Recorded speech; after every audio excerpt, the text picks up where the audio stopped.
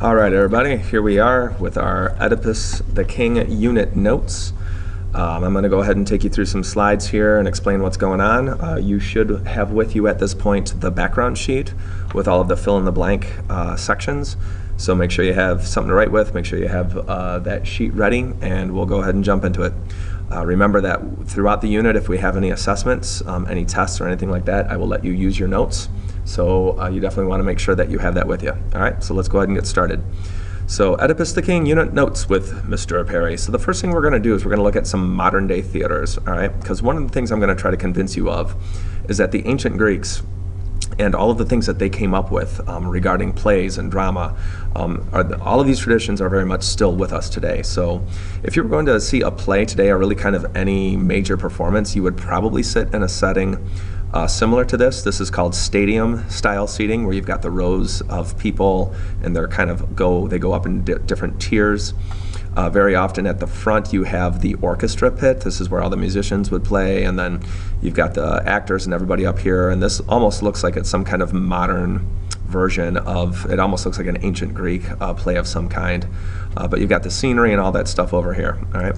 Now this is also similar, by the way, at like Comerica Park. Again, you see that stadium style seating, all right? And then you might be familiar with shows like The Lion King, where you know, it's a stage play, and they use all of these elaborate masks to kind of symbolize the different characters and just the way that these costumes are arranged, and they kind of make people look larger than life, larger than they really are. So again, these are a lot of things that you're going to see date back to the ancient Greek times. So here is an ancient Greek theater. This is the theater, the theater of Dionysus. And here is the theater where the plays used to be performed, and you can see they built them right into the landscape with this stadium-style seating. This is a closer view of, I believe this is a different location, but same type of deal though. You've got the stage down here, the stadium-style seating. This is how they used to put on their plays, and it's a structure that is very much still with us today. A lot of the traditions that the ancient Greeks invented regarding plays and theater, like I say, have survived even to today. So we're going to start with just some Greek drama basics, all right?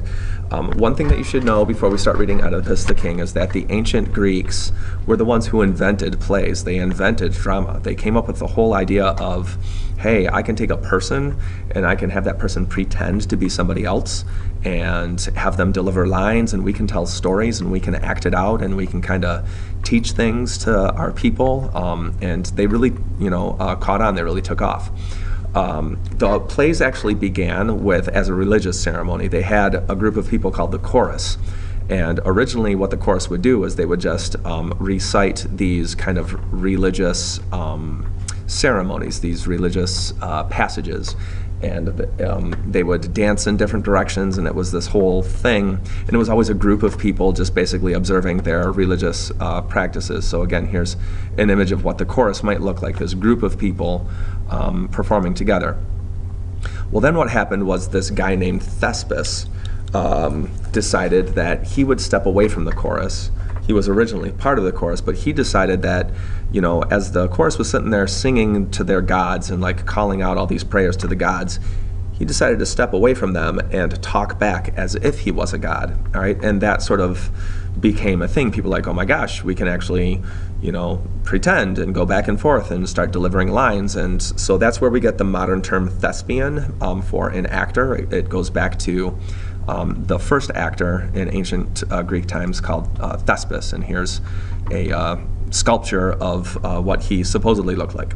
So there we go, all right? And then eventually, over time, it caught on, and the ancient Greeks wrote stories, and they were written in order to depict really important ancient Greek beliefs. So it was all about, plays for them were all about kind of reinforcing for society their core values, you know, the core values that kind of defined their culture. So some other Greek drama basics. It's interesting to know that the plays took place during the festival of Dionysus, which was this week-long festival. It was a big deal. The plays were kind of like the centerpiece of the whole thing. There was lots of feasts and lots of partying going on, and then it all kind of culminated with these plays. The plays were performed in these outdoor theaters, and they were attended by thousands. And then playwrights actually competed against each other for prizes and prestige. So it was a pretty big deal. There were 3 genres of drama. There was tragedy, and then there was comedy, and then there was a kind of a subgenre of comedy called farce. So there is that. And then what's important to know is that the tragedies were the most important ones. The tragedies were the ones that were most highly regarded. They were the ones that were considered the most important in terms of, teaching people important things. And they were the ones that survived. They're the ones that we still read and study today. All right, moving on, let's talk just briefly about the Greek religion. The Greeks were polytheistic, which means they worshipped many, many gods. They believed that there were gods, and then they believed that there were mortals or humans. The complex web of gods in ancient Greek mythology is pretty astounding. One of the most important forces for them, though, was the force of fate. The ancient Greeks believed that fate was this kind of divine force that was stronger even than the gods. They basically thought that everybody had this kind of life force kind of drawn out for them already. So everything was kind of determined about your life already, and that was all determined by fate. Fate was thought of as being 3 sisters, and one of the sisters would measure, let's see, what was it? One of them would weave thread, representing kind of birth. One of them would measure the thread, which represented sort of your lifespan, and then the third one would cut the thread, which represented death. And again, it was kind of understood that the fates sort of determined what people were going to go through. And you couldn't go against fate. You just absolutely couldn't. You had to accept it, and to fight against fate was a bad thing. The Greeks felt that the gods would sometimes become angry with people, especially people who were guilty of pride or any other kind of excess. People who were living perhaps a little too large. Very often they thought that the gods would become angry and kind of bring those people down, cut those people back down to size. So in general, the ancient Greeks were supposed to live moderately and correctly. They had sort of rules that they were supposed to abide by. Nobody was supposed to get too greedy. Nobody was supposed to get too, just get too full of themselves. And that's basically the way society was supposed to run. All right, so speaking of Apollo, all right, so sorry, nope, this is the wrong picture. That's Apollo Creed. He's from the Rocky movies. No, this is the Apollo we want to talk about here. Apollo is our chief god in Oedipus the king, and Apollo was known as the sun god. So the sun rises in the morning and travels across the sky and then sets in the evening. So the ancient Greeks believed that Apollo was the one who carried the sun across the sky. And then Apollo was also known as the archer, so that's why he's depicted with his bow and arrow here. And he was known for slaying a python at an area called Delphi, which is why his shrine, his oracle, was located in Delphi. He killed this snake beast and was able to take up the temple at Delphi as his main area of oracle. Apollo was known as a lover of music and poetry, but he's also known as being the bringer of plagues. So if you can imagine Apollo way up in the sky with his bow and arrow, the Greeks thought that if sickness was plaguing an area, they thought that Apollo was up in the sky firing these arrows down on top of a city in this kind of metaphorical way and bringing sickness, bringing plagues to an area.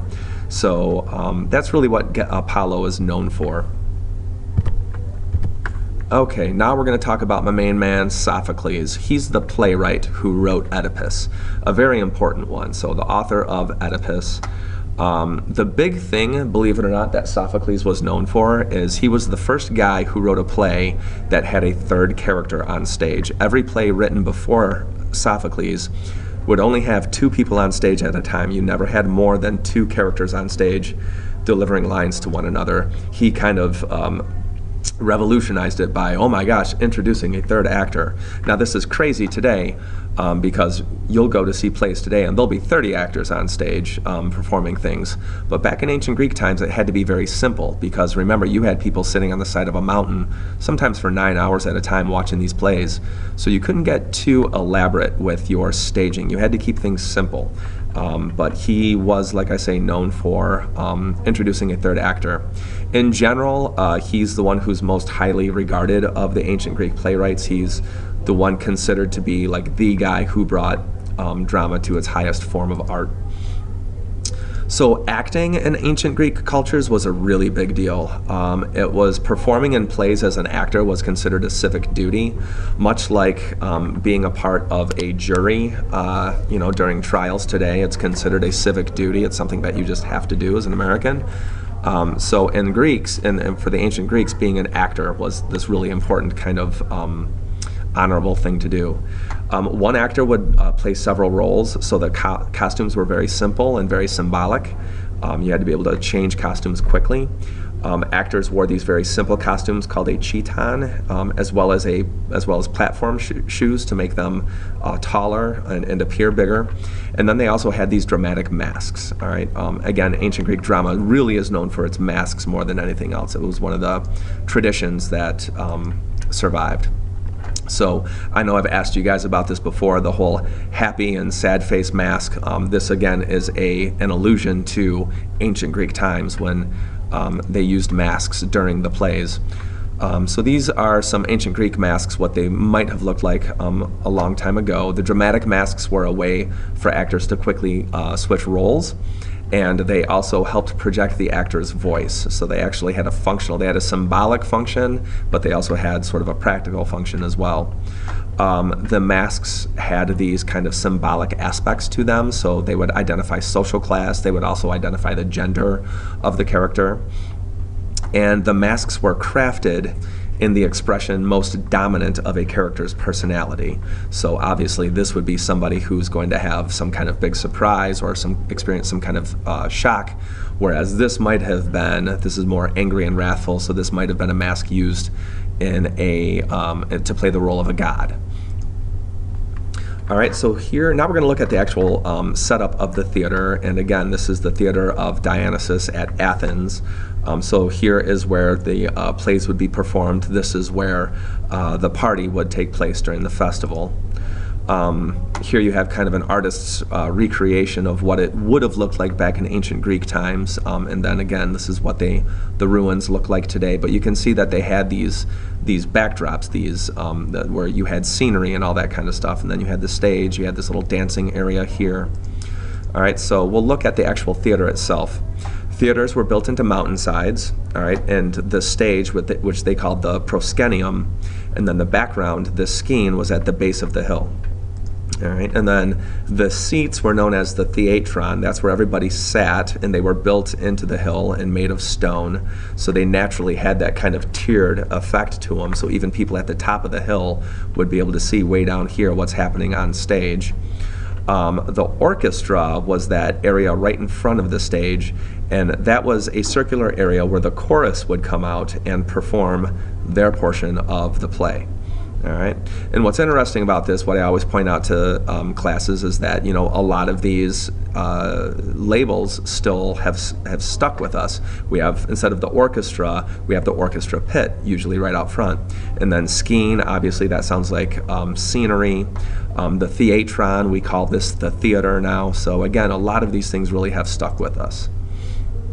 Now let's talk about oracles. This is the oracle of Apollo at Delphi. Oracles were very well-respected shrines where one could seek answers to questions about one's future.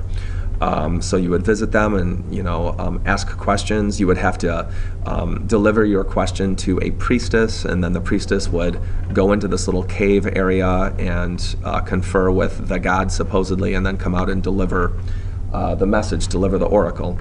Now, the oracle of Apollo at Delphi was one of the most important of the Greek oracles, very, very highly regarded. You were supposed to listen to this oracle. You were supposed to abide by what the oracle stated. But the problem was the messages were often vague and open to interpretation. Now, that's not the case in Oedipus. Laius and Jocasta and Oedipus all receive very clearly stated oracles. There's really nothing open to interpretation about them. But usually the oracles were delivered in these kind of in this kind of riddle format.